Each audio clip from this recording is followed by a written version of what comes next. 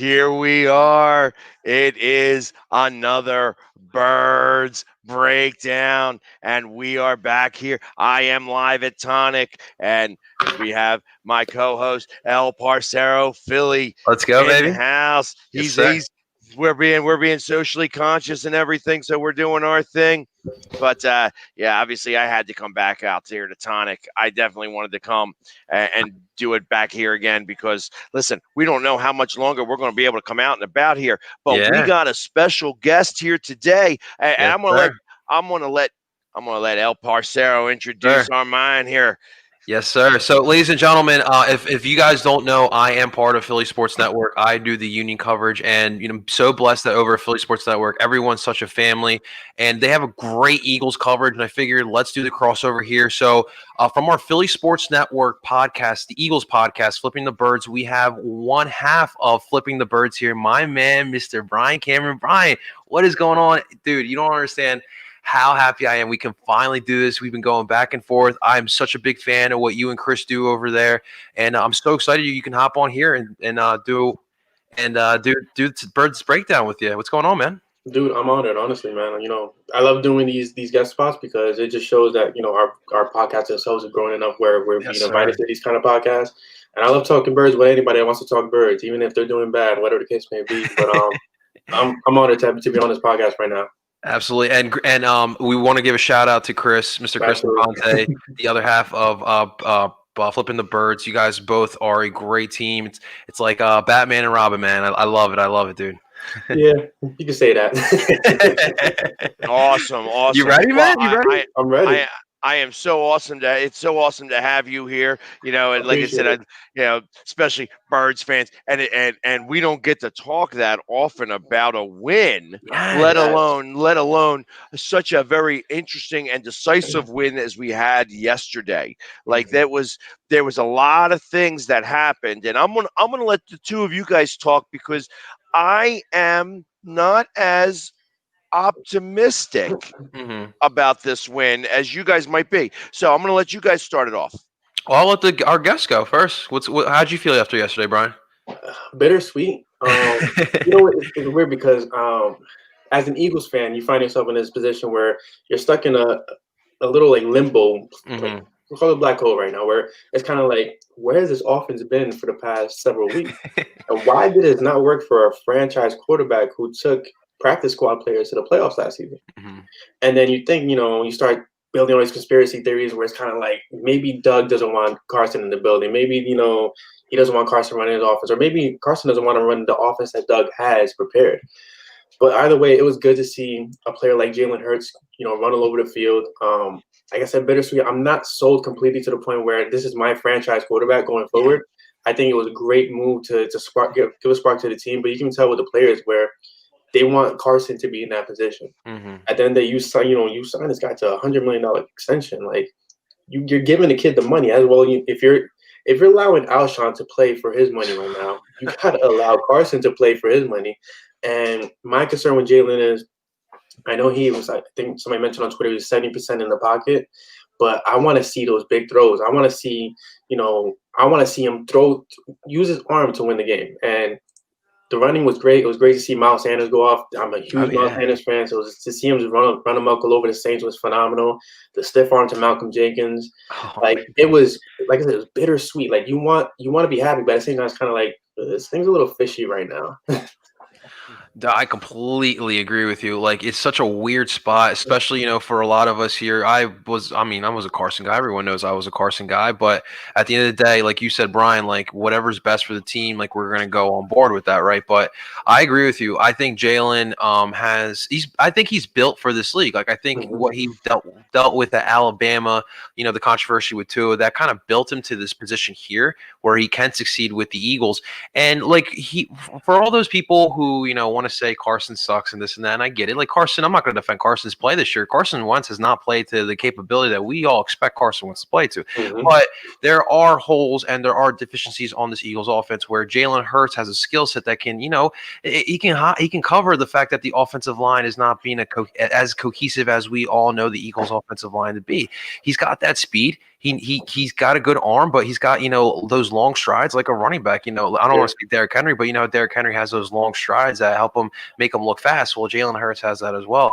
And you saw it a couple times, the ability to just first read not there, second read not there, boom, we're out. We're going right outside the pocket. We're going to get a couple yards here. And he got a couple of first downs like that. And that's the type of things that this Eagles offense unfortunately needs. Is it upsetting to see, Doug Peterson call an offense catering to Jalen Hurts? Absolutely. Like we ran for 246 yards yesterday. Now, Miles was efficient with his carries too. 140 yards, I believe it was 10 carries. Like he was efficient as hell. But where was that before then? Like, why were we not running the ball? Like, what was going on? Hey, it's the first time since 2002 that the Saints have let up 200 yards rushers. Yeah. And it was literally between the both of them, they had 32 carries to carry those 200 yards. So, and of course, that's a little, there's a little bit of that where I'm trying to get in with that. That's why I say I'm not as optimistic as this right now, because ultimately, what yesterday showed me is that one, the offensive line is still not great right now, and he had to run around a lot. So the one thing that he did, first off, there were a couple of plays specifically that I was really excited to see. One, that when he ran out of the pocket, there one specific play, he stopped and he confused the defender and then threw it out of bounds. It was like just a really smart play. It was something that we haven't seen. You could tell that he learned that specifically from watching Carson Wentz. And that was a really big deal. And just watching him get out of the pocket and run and get first downs and to get some yardage with that and just not make a bad play, where he was able to get rid of the ball close enough to a receiver but not make any bad throws. No sacks yesterday. No sacks. And I tell you, the offensive line wasn't as great as they think. Wasn't as great as that number says. You know what I mean? He was able to run away and get those things worked out. So but it was still great to watch. You know what I mean? It was a fun game to definitely to make that happen. And that's what was most important. The biggest takeaway was that there was a lot of heart shown yesterday. And that's when the team starts going in that route and you start losing 4 and 5 games in a row and you're not doing so well and things, you start to lose that edge. And the fact that they came out and they were inspired, they played inspired. Now, listen, it was a trap game for the Saints. So I'm not super as excited about this. The Saints came in with their B and C game and lost. So that's their fault. Had they came in with their A game, maybe they'd have won that game, because we tried to give it to them. We tried to give it to them. But the fact that I've got a few points here that I'd like to starting with, when's the kicker bus showing up to Philly? How do we bench the franchise quarterback quicker than we got rid of Jake Elliott? I know, right? Well, you guys both know me. I know a couple people that are playing in Chester that could do the job right now. You know what I mean? Exactly. You know what? And I would be willing to give them a shot, because this is, I can't stand it. I just can't stand it anymore. This is you've got one job. And he missed an extra point field goal. And that's like 5 to 10 yards out? Yeah, it was 23-yarder, I think. 23-yarder, which is so 19 to 22 yards is where an extra point would be. Yeah, and to your point to that too, I have been hearing people saying the fact that there's no fans, it does affect the trajectory of where the ball goes. But my rebuttal to that is, listen, everybody on that field has to go through the changes that COVID has brought upon us, right? So if you are the kicker, I'm sorry, but the job is to put that ball between the uprights. So I'm not going to give any slack to Elliott, but he's another one. What the hell happened from that 2017 year? How many times he saved our asses, and to this year, we can't even trust him. And a lot of people have criticized Doug going for it on 4th down, but right. Yeah, I can't blame him half the time when Elliott can knock down 23-yarders. Come on now, guys. That's ridiculous. Yeah, For and sure. it's time for that to change. You know, I mean, I'm tired of it. You can't. It's one thing when you're missing extra points. It's another thing when you're missing, like that took the wind out of our sails again, Yeah. and it's happening too often. It's And they got the happening 2 touchdowns in much the too beginning of the third often. quarter. Right. You know, like I said, we tried a lot. We tried a lot to give it up to them. You Mhm. know, and luckily we were able to pull it off. You know what I mean? Like Oh it's yeah. even the fumble at the end of the game where it's Mhm. like how do you call that play? The 1 4th down call was like, what are you even thinking? Again, I am tired. I am tired of watching us leave points on the field. Mhm. You know, we Absolutely. lost. We left. What was it? 9 points on the field yesterday. It's a lot of points to leave on the field. Mhm. So Against the number one defense as well. But I Yeah. think the game was more so exactly. of the Eagles exposing Taysom Hill for what he is. He's not a Yeah. franchise quarterback either. Like the guy thought he was Lamar Jackson until he faced a really rough defensive line. And I think the game was more so Eagles defense showed up finally for the first time all season. But gentlemen, the irony though, like remember the draft? We're drafting Jalen Hurts, and then what is Howie and Doug feed us, right? That Jalen's going to be a Taysom Hill type of player. When look, Yep. we go up against Taysom Hill, and Jalen Hurts beats Taysom Hill. Yeah. The irony of it, it's ridiculous. It's been a wild season. So Oh my god, it has been. It has been. But I tell you what, it's always better to win than lose. oh yeah, Absolutely, yeah. You know, and as funny as this sounds, and I said this yesterday, and I'm going to say it here on the show. They win 4 in a row. They're going to make the playoffs. I believe so. You know, and that's like so. We go back to 2018, and we won 4 in a row to make the playoffs. 2019, we won 4 in a row to make the playoffs. I know, but We oh man, In my opinion, like, and don't again, I'm not like I'm a diehard fan. I love the Eagles to death, but in this situation, would you really want this team to get to the playoffs that's what I'm thinking as well. when we possibly There, have a top 5 pick where we could actually well, load up on some ammo? it's not even that for me. It's more so the fact that, okay, we make it into the playoffs, but yet we're still not recognizing the fact that Howie Roseman has been drafting absolutely god awful over these past 4 or 5 years, right? Mhm. And so if we make the play, like, and I'm with you, Brian, like I want to make the playoffs, I do, but I also want a franchise that's going to flourish in the next 5 years, not Mhm. continue like, we go through 3 months of some mediocre football and then in December we turn it up. Like that's just not a recipe for success. Like you can't constantly rely on December to just turn it up and make the playoffs. This team still, in my opinion, lacks serious playmakers, right? Like every year we keep talking about we need a wide receiver. Now, I'm not saying Mhm. Jalen Reagor is a bust yet. I don't think we should, especially No, after yeah. he's shown us over the last 2 games. But like, we lack to find guys who are day one impacts. Yeah. And with a team like this, after 2019, where Carson and this team with a bunch of practice squad guys, not NFL superstars, we went into the playoffs, and then you go into the draft. You have some series needs holes all over the place, and you go and draft a Jalen Reagor who is supposed to be the flash in the pan. Like that guy rose in the draft boards over the last month of the draft. Yep.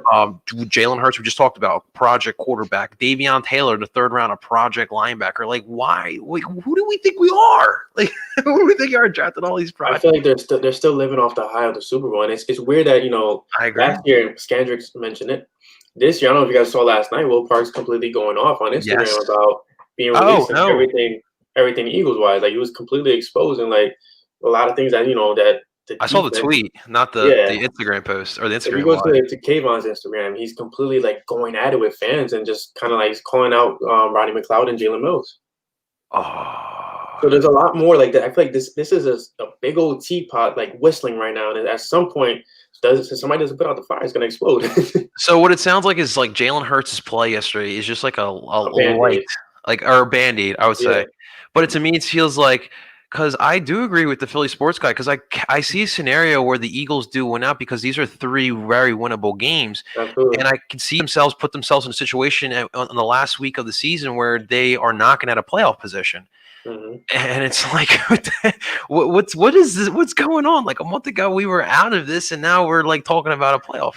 And the truth of the matter is, I don't feel that they have the talent. Like Mm-hmm. I still don't feel, either. I still feel that Washington will win this division. And they rushed back. The Giants rushed back Mm-hmm. Jones, Mm-hmm. and you Yep. saw what happened there. And Washington is a little bit more complete. I did check out like what the schedules look like, and out of all of the schedules, so Washington goes up against Seattle next week. Mm-hmm. That's the real That's a test for that's a Washington. losable game. Yeah, absolutely. If they You know, win against Seattle, I will say Washington will win the division. But for right now, I think it's still between Philly and Washington. They have a tough defense, and good enough defense to make it it's going to happen. come down. It could come down to week 17. Yeah. That this could be week 17, Washington versus the Eagles. Whoever wins that game goes to the playoffs. That would be very interesting. Yeah, it'll be fun. It'll be fun for sure. I mean, With Philly, no Washington. fans in the stands. Oh man, that'll be Hey, rough. what if the Eagles go to the playoffs, right? And I'm not sure how you guys feel about Doug Peterson, but if the Eagles go to the playoffs with Jalen Hurts and we decide Jalen Hurts is the guy, what happens next season when this offense isn't what it's supposed to be because defenses are scheming against it? And Doug Peterson's in week 3 saying, "Hey, I ran out of red zone plays."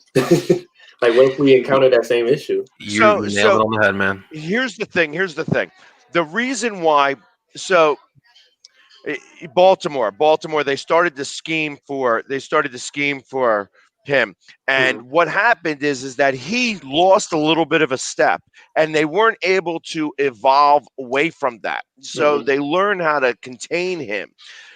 Truth of the matter is that they don't have any film on what he's going to do, and whatever film that they're going to get from this one game still isn't going to be enough to be able to, so he's going to be able to still be innovative and move forward here. However, this is the offense that people are thinking about when they're talking about how there's going to be two quarterbacks that go in and out of things. You know what I mean? Where somebody's going to run around and somebody's not going to run around. And that's how you're going to be able to determine when there's too much of a rush, you're going to bring the other quarterback in. When they have time in the pocket, they're going to bring the one quarterback in. And that's where you're going to be able to evolve as a team. Now, that's not happening this year. You know what I mean? Obviously, it's not. But so when you start talking about next year and the thoughts that happen with that, I like the idea that there's going to be some competition because it doesn't matter. It doesn't matter what we think. Wentz is going to be back next year. You know what I mean? Because they're not going to take that cap hit. They're just not going to do it. So, ultimately, it's going to be those two quarterbacks. And next year, I think that you'll actually see that evolution of the offense between the two quarterbacks. And that's where it's going to be a little funny. And I don't know that that's going to happen overnight. And there's going to be definitely a lot of hiccups in that mess. Yeah. You know what I mean? But that's what everybody keeps talking about and moving forward to. So I think that it's possible that one, we make the playoffs. Two, if we make the playoffs, I see us winning a playoff game. And wouldn't it be very interesting to win a playoff game against Tom Brady? That'll be phenomenal. Against our new backup quarterback. Oh God, but that's what it would look like if we made the playoffs. That's who we'd be playing against right now. Tampa Bay Brady's, as you like to say, or the Seahawks. Oh man, I don't know if I don't want to face. Yeah, I don't want to face Russell again. I can't go through a heartbreak again for a third. I wouldn't mind playing the Rams though. I would love to play the Rams again. I'd love to. So I will say though, because you guys bring up a good point with Jalen Hurts. Jalen is a very smart guy, and he's built for these type of moments. And you guys, I figure it was you, whether Brian or the Philly sports guy mentioned how Jalen seemed to be studying Carson moves because he made that one move where he did the little shimmy and he threw the ball away. And I feel like that's how Jalen is. Jalen is always trying to get better. He's got that competitive edge to him. He's always looking, for that next competitive edge. And I think that I think we're just going to see an improvement from him week in and week out. He has like even on that back shoulder pass, like that was nice, guys. Like not many quarterbacks can throw a back shoulder pass, and Alshon did. Making it, he actually put effort into catching. All right, well, hold on. That was underthrown. That was an underthrown ball that Alshon Jeffrey made an adjustment to and remembered how to catch a football. So let's not make that anything more. It wasn't a back shoulder pass. That was an underthrown ball that he made an adjustment for and made it. And he actually got away with offensive pass interference in the process. So he actually got called for OPI the week before, right? For that same exact play. Correct. So I mean, I'm not. Hey, listen, I'm glad that he caught the ball. I'm glad that it was a touchdown. When I get to sing the fight song, I'm very happy about that. So I don't care. But but let's call it for real. That's what happened. So there was a lot of good plays. So that I don't have to harp on bad plays. You know what I mean? Especially when bad plays score touchdowns. You know what I mean? That was a number of things that happened wrong that made it right, which was awesome for us to have happen. But I mean, I'm still trying to be for real in the process of this. I feel like Jalen he looked like a really good quarterback yesterday. That's my thing about it, because at the end of the day, like, all you really did was run on a team that just for some wild reason was not expecting it. But what's going to happen when you face Arizona next week, where they're accustomed to seeing Kyler Murray play week in, week out, who's nowhere near Taysom Hill? I mean, Taysom Hill is just, big old fullback throwing the ball. Kyler Murray is this little guy that's just speed everywhere. So to see how Arizona's going to handle Jalen Hurts, like, I want a quarterback like Donovan McNabb who can run but can also throw the ball deep and accurate. That's what I want to see out of Jalen Hurts before anybody crowns this kid the second coming of anybody. So I like the idea of going up against Arizona. I think that the Eagles are actually set up well to do well against them. One, because they've been playing against the backup quarterback who's been able to run around all of this time. So, like, that's when they've been doing this. They've been using Jalen Hurts as that type of guy. So I felt that they were very prepared for Taysom Hill. You know what I mean? Yeah, and I feel like that Taysom Hill yes, Kyler Murray is a much better quarterback or more refined quarterback than Taysom Hill. And they've got a receiver who's really going to be the key for them next week. It was supposed to be an Eagle. Yeah. So, I mean, I think that he is going to be really the big problem, especially if Slay's not able to go, because Slay has been playing hurt. And I can appreciate the fact that he's been playing hurt, but you could tell that he's been playing hurt. And it's going to be hard to be, listen, Hopkins is not the best receiver in the NFL. You don't get to throw that around lightly. And he is the best receiver in the NFL. And that's what happened. You know what I mean? So it's going to be hard to cover him. It's going to be very hard to cover him. And that was another thing. Didn't it seem like every play there was a defensive player getting hurt? It did. Yeah. We went through like a whole transition of it where every single other play was somebody down. We lost 3/4 of the secondary yesterday. McLeod's out for the year now, which is really unfortunate. He really has been doing his best trying to be that vocal leader that this whole locker room definitely needed after Malcolm left. And you really hate to see a guy like that, have his season cut short. But we're gonna need Slay this week. We're talking about slowing down Hopkins whatsoever. Vontae Maddox is injured as well, right? Yeah, you have to. Yeah, you're going to have to hit him on the line. So my thought is that you almost want to put a linebacker just on the line at him. Yeah. And just to stop him and then let him go. You know what I mean? Just disrupt some of the timing. And I'm not a defensive coordinator, so when I say stuff like that, I don't know if I'm making any sense in a football way. But the truth of the matter is that, like, that's what I would do though. Like, you gotta stop him a little bit. You gotta be able to just disrupt his route a little bit, so that we can get that he can get somebody covered against him. You know what I mean? And that's all it is, because you got that 5-yard cushion to smack him a little bit, and that's what you got to do. You got to smack him a little bit. You got to be able to disrupt all those timing routes. I think overall the game plan this upcoming week has to be to just outman and out physical this team. Like this is a definition of a finesse team. Like they run the air raids. This defense of Arizona really doesn't scare me. Even though shouts to Hassan Reddick, South Jersey's own, Camden, Praise, Temple, Strong. Had a great game against the Giants, but again, this Cardinals defense does not scare me. So if we come in with this power, this physical game coming in here, defense keep doing what they're doing. This defensive line got after Hill as well, made his life a living hell yesterday. And could we give a little shout out to Josh Sweat? He balled out yesterday. Yeah, he's been playing phenomenal this season. I mean, oh my God, yeah. There you go. Can Sweat get more snaps? Yes, you know what I mean?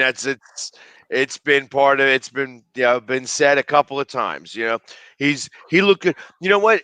Actually, the line looked good. Yeah. Even Hargrave showed up. It was like, hey, he started to earn his keep a little bit. He was getting in the middle of things. He was stopping the run. He was getting in the sacks. You know what I mean? He's been getting a lot of criticism. Mhm. So was it their offensive line that wasn't doing the job, or is he now just starting to come on strong? Yeah, I agree. I definitely agree. I think that I think he's got like 3 sacks right now, if I'm not mistaken. 2 or 3 sacks Hargrave's got. He's close to the 3 sacks, but yeah, I don't know what it is, if he just needed to adjust, because obviously with Pittsburgh they run that 3-4 here, we do that 4-3. He's got to adjust to the gaps and the scheme and whatnot. So maybe he just needed some time to adjust and get used to who he's playing with, but he's definitely playing better. Derek Barnett did go down yesterday, but he played well up until that point. He's played well this season. Yeah.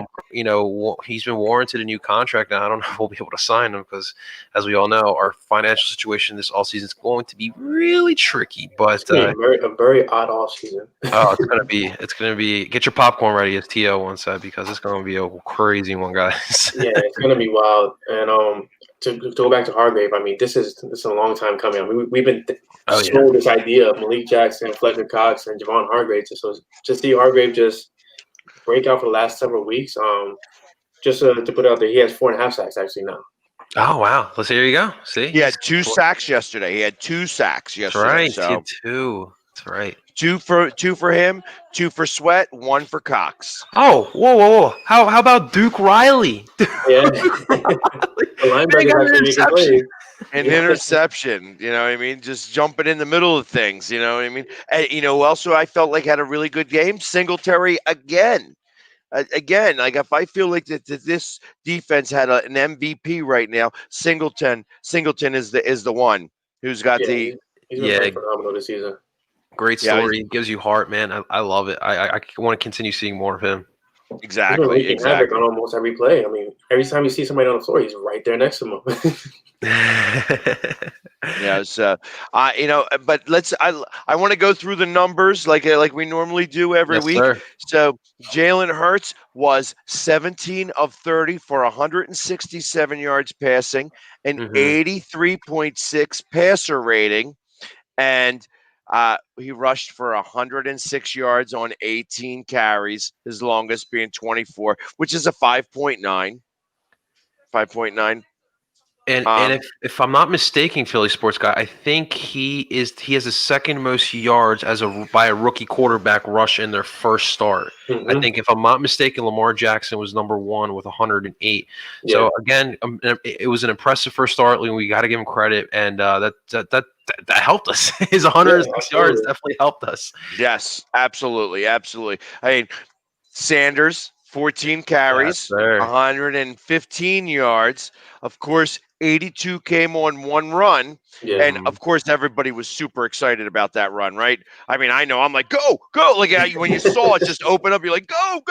You stepping on Malcolm Jenkins? Like, I love every second of that.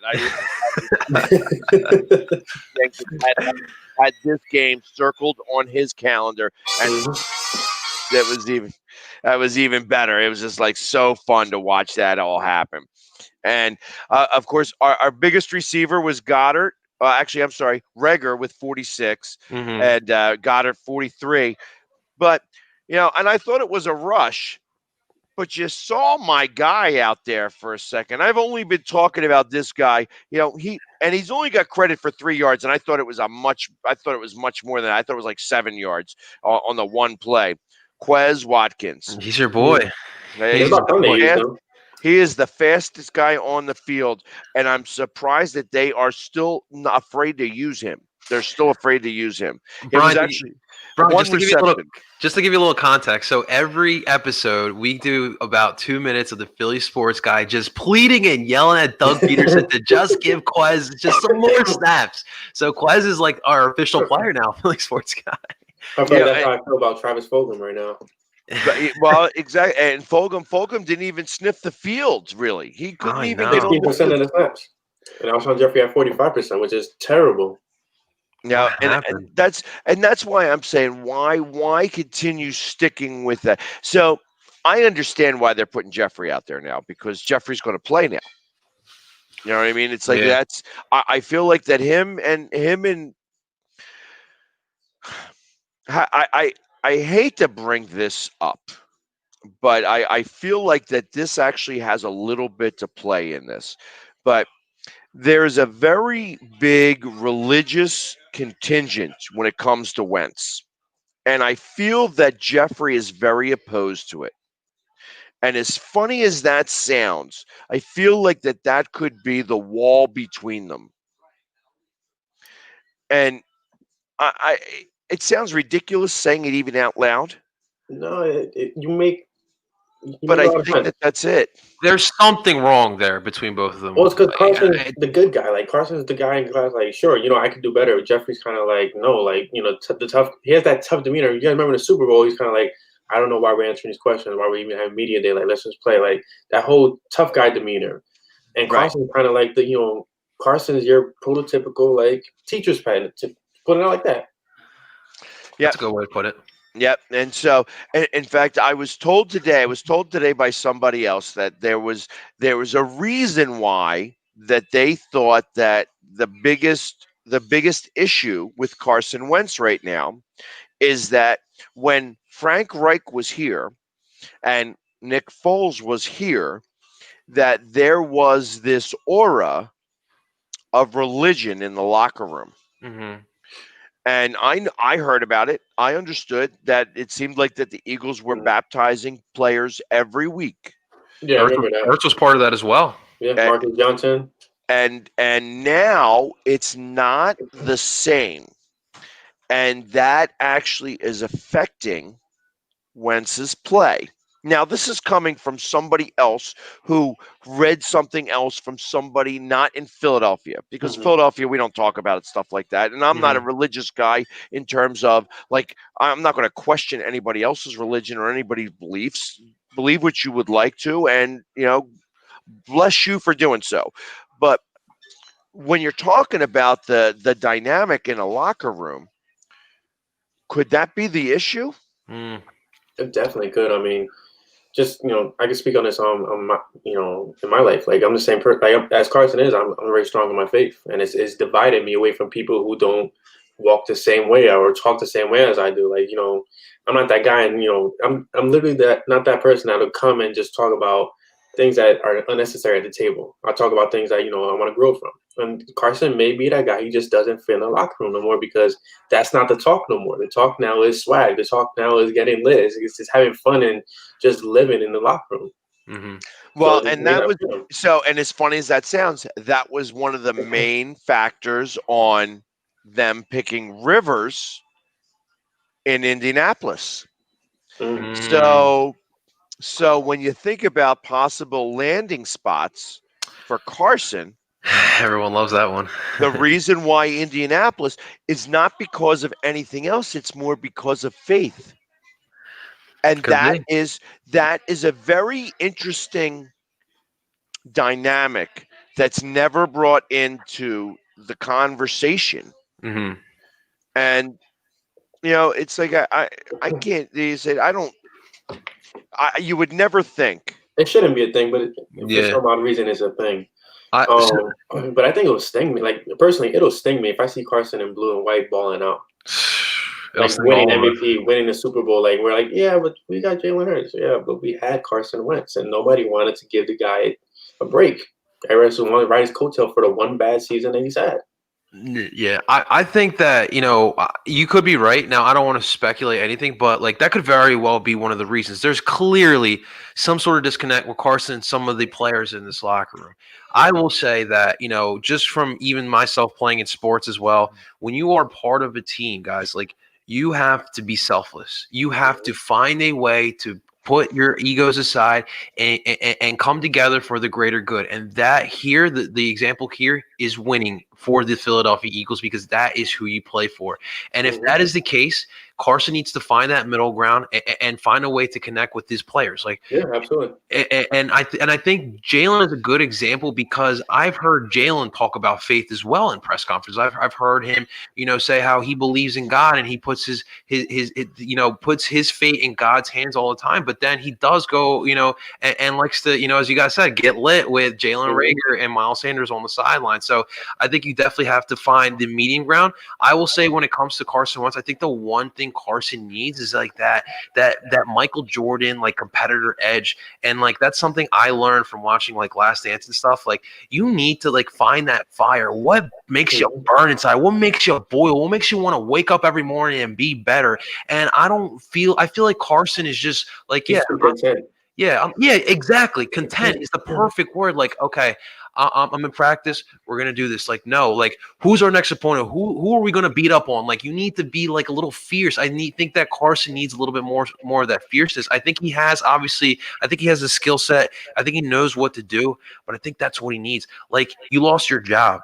Like, dude, that should anger the F out of you, my guy. Like that, you need to come out and say, how the hell do I get my job back? What's he doing that I'm not doing right and he's taking my job right now? I think that's what Carson Wentz is missing as well. But I agree with your points, guys. But Carson definitely is missing something. But I definitely believe what Brian said. Carson could go somewhere else in a better situation, whether it be Indy or somewhere else with some good coaching, and he can get the job done. I'm telling you. I agree, and I think that it's not going to happen next year unless there is a ridiculous type of trade. So it wouldn't surprise me if they tried to do a ridiculous type of trade, like they traded 2 first-round picks for Carson Wentz, because that would be enough to trade him. That would be enough for you to want to eat $30 million, because that's what they're going to have to eat if they trade him. Mm-hmm. But 2 first-round picks solves that problem. You know what I mean? That's what that. So do I think that happens? No. But the thing is, if we do that, I don't trust Howie making those picks, though. Like, I don't trust Howie to make that trade and to find the players. Because the thing is, if you do this and even if you keep them, like, we don't have money. Like, we don't have money to hide up any of our problems anymore, like we did in the past. So now what you're going to have to do is you're going to have to try to find a way to get a bunch of draft picks, and you're going to have to try to find a way to hit on draft picks. And I don't think anyone in Philadelphia trusts Howie to hit on one picks, and that's one of the issues there as well. That's actually a very good point. I don't know. It's to me, it's still gonna sting if they try to move Carson, but I feel like Carson is more of a Lurie guy. That's why I'm very like sold on the fact that Doug is not gonna be here next year. Howie will be here for sure, because Howie is Jeffrey Lurie's puppet at the end of the day. Like whatever Jeffrey says, like Howie's gonna do. And if Jeffrey wants Carson, see, I disagree with that.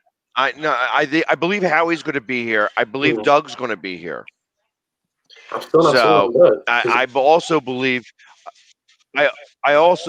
that they're going to have another player or another guy in the mix that's going to be able to help with this. Like, so when Joe Douglas was here, things were a lot better. When when Joe Douglas left, things got a little funny because Howie was the one making the plays, making all the picks. I don't think Doug's going anywhere. You know what I mean? I think that Doug is here. I think that I'm glad to see somebody else designing some plays. You know what I mean?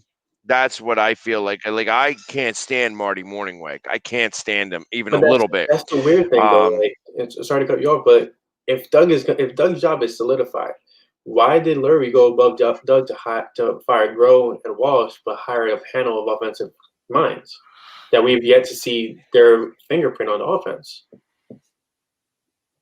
Brings up a good point. You get me? well, I think so. I believe that Wentz has been changing the plays. I do believe that as well. Yeah. I feel like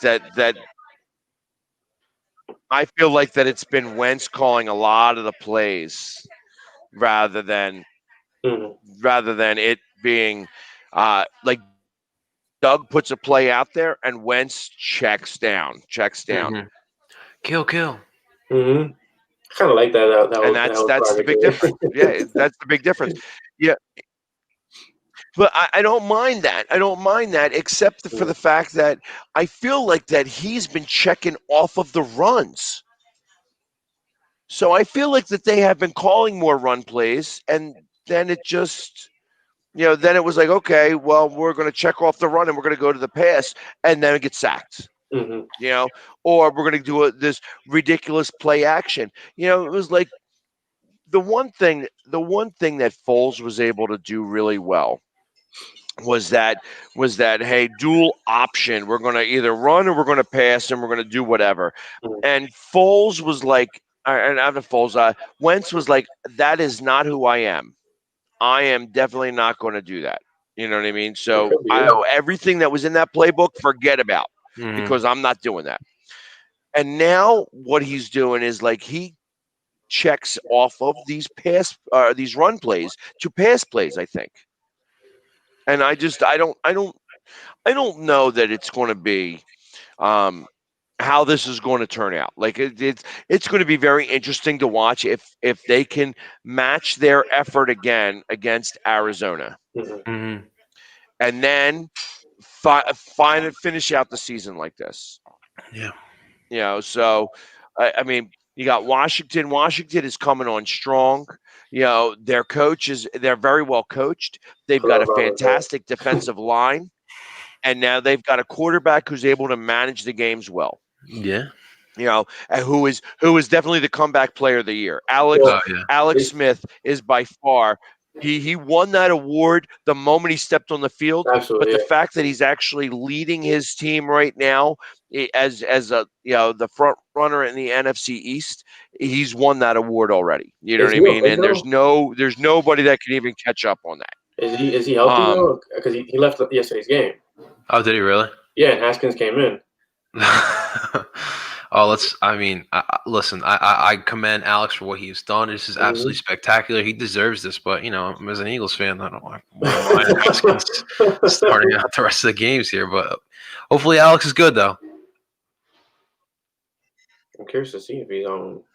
Yeah, I want him. I want him to be healthy, like, because I want to be able to play them. Like I want the best. The best players on all the teams to be the ones. You know what I mean? Like I don't want to play a broken team. You know what I mean? To figure out if we're going to be able to make the playoffs. We make the playoffs on our own merit.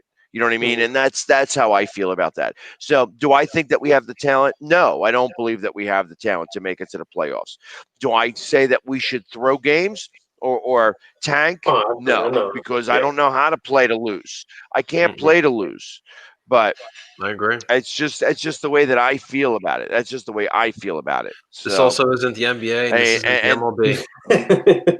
I don't think you really tank in football. Like, no, you don't. You shouldn't have to. Yeah.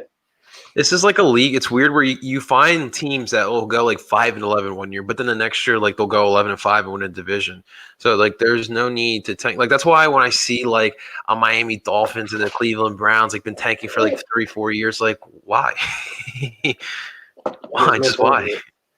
My only concern is if this team wins out, which they have all the potential in the world to do, and they get to the playoffs. Say we strike out in the playoffs. What is next season going to look like with Doug Peterson and Jalen Hurts having a full offseason? Like, I want to know for a fact that Doug Peterson is actually going to put his best effort in improving his offense opposed to letting his offense just be what it is and because Doug is as stubborn as Carson. He's shown that. This offense has been regressing since the Super Bowl with Nick Foles or Carson.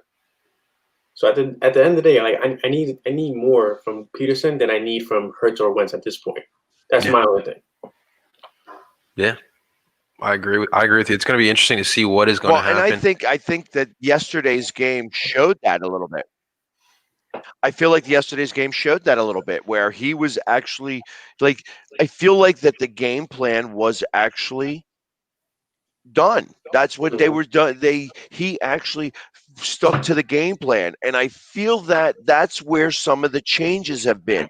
Where, like, I don't think that Peterson knows how to do things differently. I feel like that the game plan was more dynamic. That was dead right by Sanders. That the game plan was more dynamic and simplified, because I feel like that Carson Wentz always was changing the play. He was taking the ball out of Sanders' hands. So that's why Sanders didn't want to catch the ball when he got thrown it to him. It's just like Sanders' hand great yesterday. He could catch every ball that was thrown to him.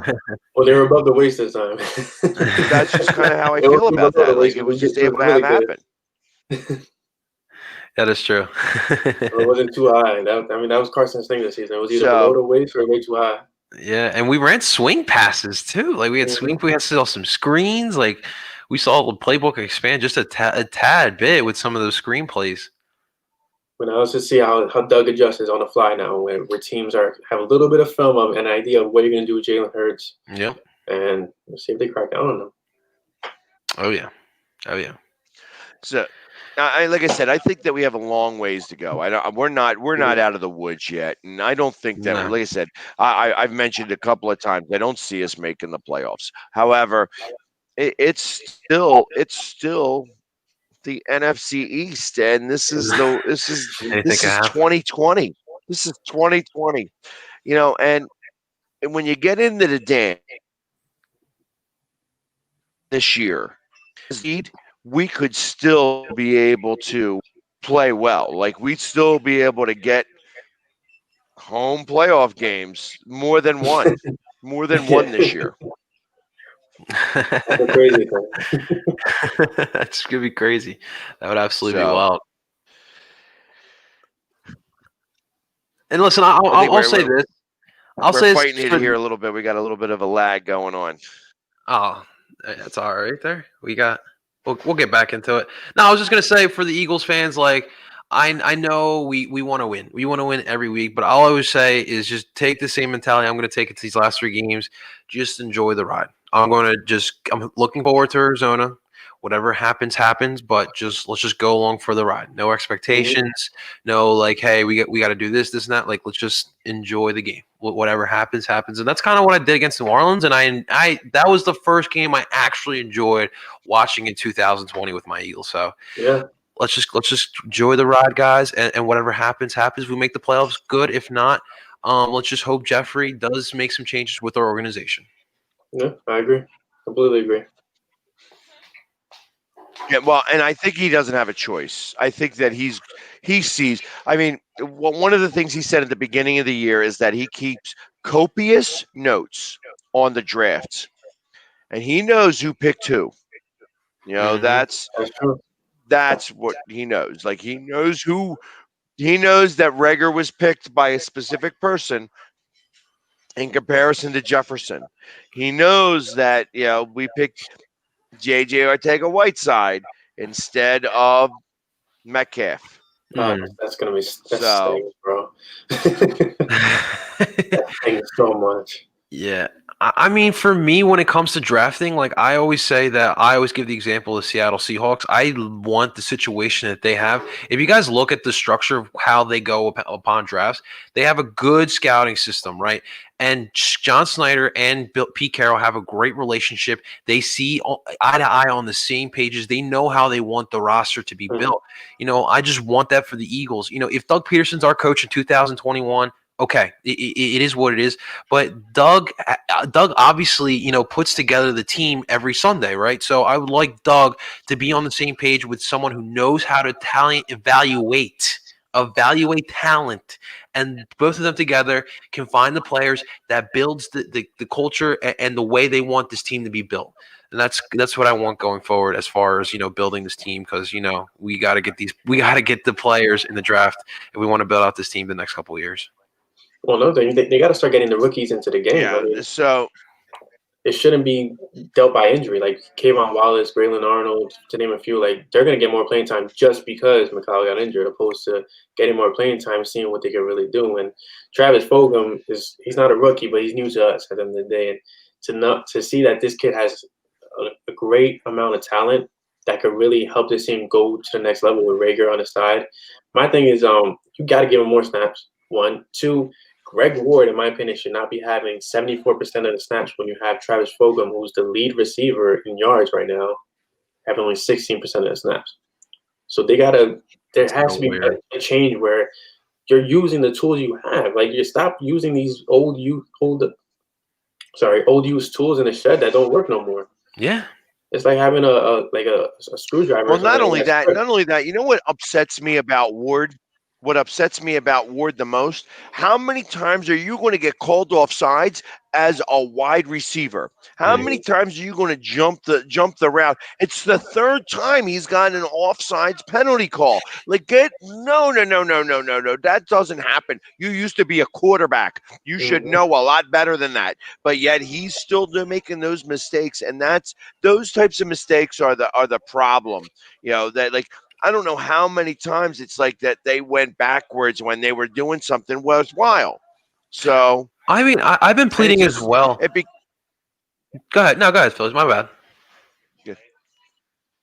No. I was finished there. So it's like I'm very unhappy with how that they've been making these mental mistakes, and it's ridiculous. There's a real lack of discipline on this team for some reason. Yeah, and to both of those points, guys, like I've been saying and I've been pleading, like, over the past couple of years in this receiving core, like, you had Mike Rowe, we've seen Aaron Moorhead this year, Greg Lewis, and for me, guys, I just want someone who's proven, like, even like just bringing in like a former wide receiver who was a good player in this league, someone that just has gone through what it's like to be a good receiver in this league and could teach these guys what it takes to be good in this league. Like, no disrespect to Aaron Moorhead, but we know what he was in the NFL. Like, he was a special team guy. He was like a six stringer for those Indiana plus Colts teams with Peyton Manning. It's like, I want someone that these guys can learn from. And I think that is why you've seen some undisciplined plays. You've seen some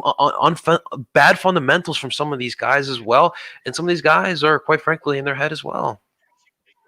You can't really disagree with that. And on top of that, if Duke Staley handles the running back rotation, I'm assuming Moorhead handles the wide receiver rotation. Yeah. So to not see players like Watkins get the field more, Hightower is inactive opposed to Whiteside, and again Fulgham is not touching the field at all. Like, this team, and I've always stated this in Flipping the Birds, it's very poor roster management. Yeah, they let go of LJ Fort last year, who's a key linebacker on the Ravens. They just let go of Will Parks when they need a safety with that kind of presence right now. Like, there's so many things that they've done wrong. The Jason Peters issue, the Alshon Jeffrey issue. Like, you got to be better at your craft. Like, I agree. You get paid millions of dollars to just put this team together. If I did a poor job of doing anything in my field incorrectly, I'm out. I'm replaceable. Yeah. So at the end of the day, there has to be more accountability. There has to be more discipline. There just got to be more effort in wanting to build a winning culture with the right team. I agree 100% what he said. Correct. That is absolutely correct. So, all right, now I'm gonna change us here a little bit. So let's go over the three schedules that could make the difference here. I've been doing second place in the NFC East. The Giants play against the Browns, the Ravens away, and then the Cowboys at home. So they're the Browns at home, Ravens away, Cowboys at home. How do you see them? How do you see them faring in those three games? Well, what's the status for Jones? What's going on there? So I know he left the game yesterday. But what's going on in the next three games for him? Is it I still a think that they hamstring injury? rushed him back. I think that they're going to try to put him back out there. I feel like that they're trying to get him ready. You're about to ruin someone's career you're about to ruin someone's career right here. But no, I mean, regardless of who's playing quarterback, I don't see how the Giants can Hey, well, they're outmuscle the used to Browns doing that. I mean, think of Saquon. team. Yeah. Oh man. I don't see them beating the Ravens either. You don't see Maybe them the winning the Cowboys. Browns. Yeah. Yeah, I don't I know. I agree. mean, the defense Okay. against And against so then let's go. the Browns won't be bad, in my opinion. They might beat the Browns, but I don't think they beat the Ravens. Just because of their defense. Well, I don't know that they beat either. I think that the Browns have I figured it agree. out a little bit, and they are trying. They're trying. They're actually trying to get into the playoffs, and I expect that they will. So let's go to the first place team in the NFC East. They have the Seahawks at home, the Panthers at home, the Eagles away. Who wants to take this? You want me to take it? Yeah, you can go ahead first. Okay. So Yeah, Seattle. I was keeping quiet. All right. I don't. It's another team with a not a great defense, but it's a pretty damn good defensive line that could really stop Russell Wilson. I mean, you saw what the Eagles were able to do against Russell Wilson in the first half of the game, where they kind of neutralized him, and he wasn't moving out of the pocket for some weird reason. I think Washington cuts it really close with Seattle, but I still think they lose that game. And who do they face afterwards? Washington finishes the rest. Panthers. Yeah, Panthers and us. Damn, they might. I mean, I think they. Damn. I think they lose to Seattle, and they obviously beat the Panthers, which might mean if we can win against the Cardinals and who's after that? The Cowboys. So we have The the Cowboys. Cardinals, Cowboys, and not football. It might be that Week 17 matchup that Philly Sports Guy was talking about. Yeah, that would definitely make If it they interesting. If they lose to Seattle, and we beat Arizona, Mm-hmm. Mhm. that's going to be the key. Beating Arizona Yeah, and losing, because I mean, I'm a Rule fan, so yeah. To you, baby. I like the idea of the Panthers playing against Washington. Mm-hmm. Yeah, I agree. and I feel like that would be something that he would do, like he'd beat Washington for Yeah. Philly. Like that would be like his gift for Philly. Like I could see him saying "Merry Christmas, Philadelphia." You know what I mean? Like by doing something like that and That would be awesome. beating Washington. Listen. I think for Washington, the Seattle game will be really telling. Like if they can, if Seattle finds a way to beat Washington, I like our chances because I think we win out on week 17. Now you could be right, Philly sports guy, about the Panthers game. The Panthers, obviously the record doesn't show what they have, but those guys have fought all season long. Yeah, you really got to give credit to Matt Rule because he really has that team fighting. They will be good. Like, don't get me wrong. Those guys the next couple of years, they keep drafting well. Those guys will be good. So I think that Washington will win, though. You got to remember Ron Rivera and how it ended in Carolina. Carolina ended some bad relationships, him and Cam Newton. But that's a topic for another episode here. But he's going to want to be Carolina. So I think that they're going to win that game. But again, it'll come down to week 17, and we got to get the job done as well. We got to beat the crap out of Arizona. We got to flex those muscles over them, and then we got to take care of business against those Cowgirls. And then week 17, baby. DC versus Philly. I'm going to be in Dallas, and I am undefeated in Dallas. I am going to the Cowboys game. So, and I am undefeated in Dallas when I go there. So I am every Dallas game I have ever gone to, minus the last game of the season in 2017 where we lost 6-0 in like it was like 20 below in that game. Yeah. That was we've won. So I'm excited. I'd be excited for that. Oh yeah. And then hopefully, maybe, just maybe, the governor will let us go to the last game of the season. We shall see. That'd be the maybe. hope. Maybe. Very big maybe now. But do I think that it's going to happen? It's unlikely. It's unlikely. I don't think that. I don't think it's going to play out that way. Whether we don't do well. Arizona has always seemed to have our number for some ungodly reason, Especially down going there. all the way back to Jake Plummer. You know Oh, what I man. mean? And Steak it's to steak. so I but I think that if whoever comes out of the NFC East, they're going to win a playoff game. Could very well happen. That's just my I can see that opinion. happen. They're going to win a playoff game. Well, also too, Philly sports guy. Whether it be Whoever comes out.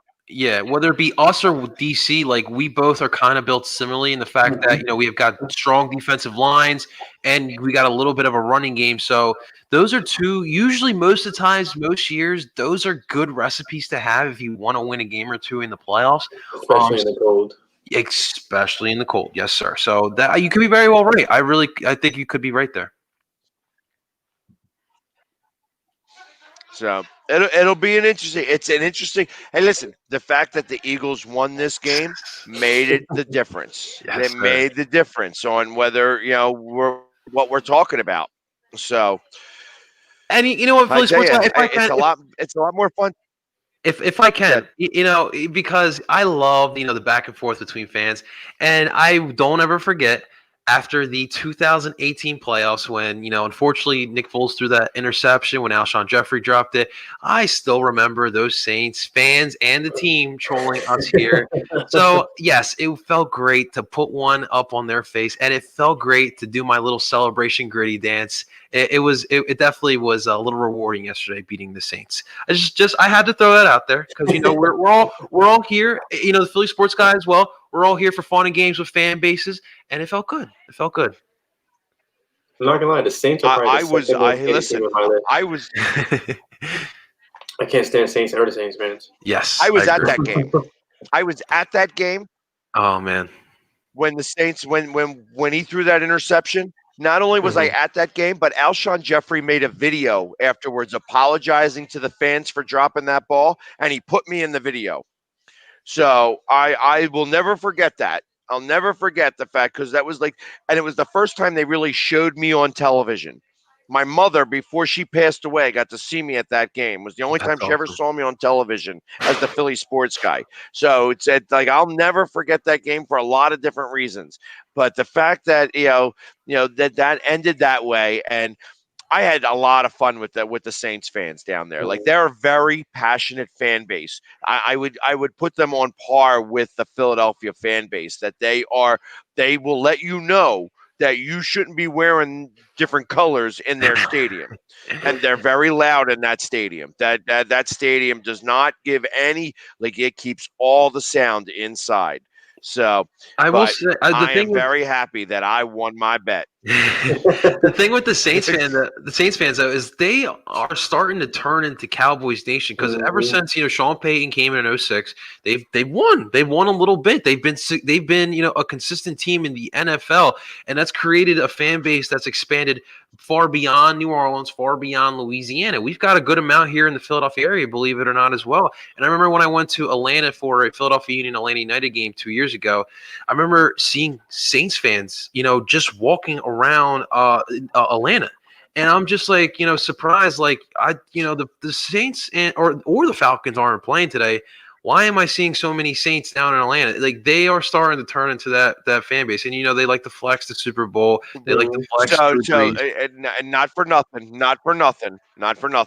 That happened. So they went to Atlanta, they went to Houston, they went to Dallas after the hurricane. So they were forced into those areas. So that's when you say that that just reminds me of the fact that they had to deal with a lot of heartache down there, and the Saints were the one thing that they were able to keep the high spirits about. Yeah. So I Especially appreciate that type of stuff. Now I also laugh at the crying that they did on the of course they got beat out of once they got that interception that pass interference call that brought in, hey, we're going to now give we're going to give reviews on pass interference. which lasted one season, just make them happy because it was a bad call, and that, the whole, hey, we're going to kill you gate, like, hey, yeah, when they Greg Williams, the head coach wound up out for a year because of that.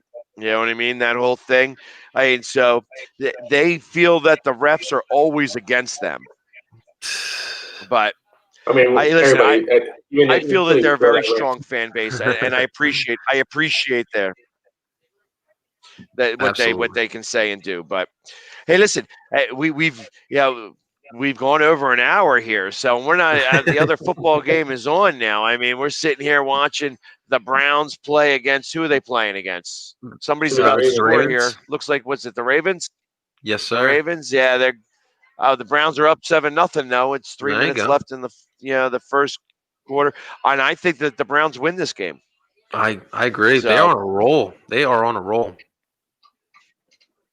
Yeah, it's like Baker's figured it out a little bit, and they're very nasty. All those commercials where he's making that his house. You know what I mean? I guess it's finally holding true. So absolutely. But listen, we got to put a close to it again. Yes, I'd love to thank Tonic Seafood and Steak for having us here again. Even though we're all COVID friendly here, this is definitely one of the best restaurants in Wilmington, Delaware, bar none. You got to make it down here. They are still here. I'm sitting at the bar. They are allowing people at the bar, unlike in Pennsylvania. So definitely, if you want to come down, have a drink, get some steak, get some seafood. That Seafood Tower, I tell you, is definitely worth trying. Again, Brian, I appreciate you coming on the show. I definitely, if you want to check it out here, talk a little bit about. Please give out all your stuff. Where can people find you, Brian? So if you guys see my @ name right there, B Cameron PSN. That's me on Twitter. I'm lead Eagles writer for Philly Sports Network. I'm also co-host of Flipping the Birds, so that's Flipping the Birds on Twitter as well. You can catch us every Tuesday night on streaming and every Thursday on video. Me and Chris really just talk beer, talk Eagles all night long, and we usually have a special guest from the other teams writers, whether it's SB Nation or just a local spot.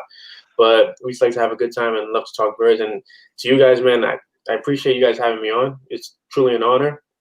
Two legends in the Philly community. So hey, if I can be a part of it, I'm more than honored, man. I don't usually blush, so I don't know if it's a light, but I'm a little red. So just take that as a compliment, all right? I appreciate it, Brian. It's always a pleasure. Like I said, Philly Sports Network is really a family. I'm part of the union department, but we all always try to see how we can help out each other. And I had to get Brian, and it's unfortunate we couldn't have Chris, but duty calls. And we will definitely do something again with Birds Breakdown and Flipping the Birds. We'll do the crossover soon. Make something happen. Yeah, absolutely. But definitely, guys, give them a check out. Absolutely, I really do appreciate you coming on today. It was really fun having you, and like I said, I always love talking birds with everybody, especially somebody new. So it's you definitely got to go check out, and it's on Tuesday night, so it doesn't even compete with us. So we can talk birds on Monday night with the Birds Breakdown, and then too with Flipping the Birds. That's what I'm talking about. Oh yeah, that's the way it goes. Eagles all week long, baby. Yeah. So, Brian, thank you again. Thank you very much. Hey, El Parcero, Philly, I heard that there was a championship game this weekend. Did something happen in a championship game this weekend? So last Saturday we had the Super Bowl version of the MLS. We had the MLS Cup. And we had a sort of like the Eagles in 2017. We had a nice little upset. The Seattle Sounders they were on the verge of dynasty mode. But the Columbus Crew with their gritty mindset, if you guys know Columbus, Ohio, it's a gritty type of mindset, type of town.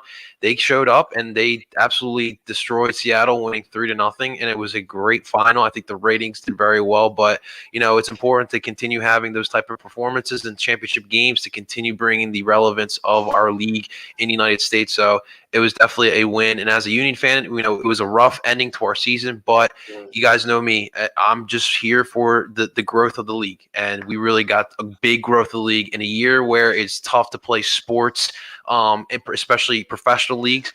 The MLS got the job done. They made a stance. They made a difference. And I'm a proud supporter of the MLS. Really proud. Nice. Yes, sir. Awesome. I had to give it a little bit of play there because I'm trying to do everything I can to get some Philadelphia Union swag. Yes, because when I got asked to show my Philadelphia pride, the Union shirts don't fit me, so I can't find one that actually fits in my size. Hey, so we're gonna keep trying. Not all soccer players are small. We're gonna keep trying, my man. We'll get you that jersey. We'll get you. Hey, listen, the Philly Sports Guy Union version has got to come out sooner than later. It didn't happen this year because 2020 was a funny season, but don't worry, it's going to be coming out sooner than later. We'll Absolutely. For sure. Again, everybody, thank you very much, Brian. I really do appreciate it. And come see us again next week when hopefully we are talking about another big win by the Birds. I tell you, it's so much more fun talking about wins than losses. Oh, yeah. You know what I'm saying? Go Birds. Yes, sir. Yeah. Everybody, have a good night. Take care, guys.